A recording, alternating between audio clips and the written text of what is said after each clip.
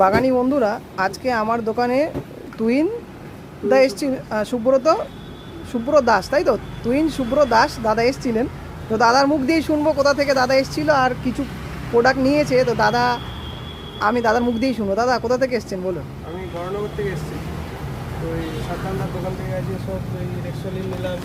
আচ্ছা, তারপর কুড়ি কুড়ি কুড়ি হাইফা 1340 তারপর এই দাদা ওভারঅল মানে বাইর করে আমাকে কেটে দেখা যাচ্ছে, আমি একটা কথা বলবেন, মাঝে অনেকে 100 ml কিনতে পারে না টাকার জন্য, তাই তো? অনেকটা পয়সার জন্য। তো সেখান থেকে আমি ছোট দিই তো সবাইকে, নাকি? আচ্ছা, এটা অতীন স্যারের যে রোজ ফুডটা, ওটাও দাদাকে বানিয়ে দিয়েছি দাদার সামনেই, তাই তো দাদা? আচ্ছা, কাকা বলে একটা আপনাকে পেস্টিসাইড দিয়েছি যেটা মাকড়ের, এটা ক টাকা নিয়েছি দাদা?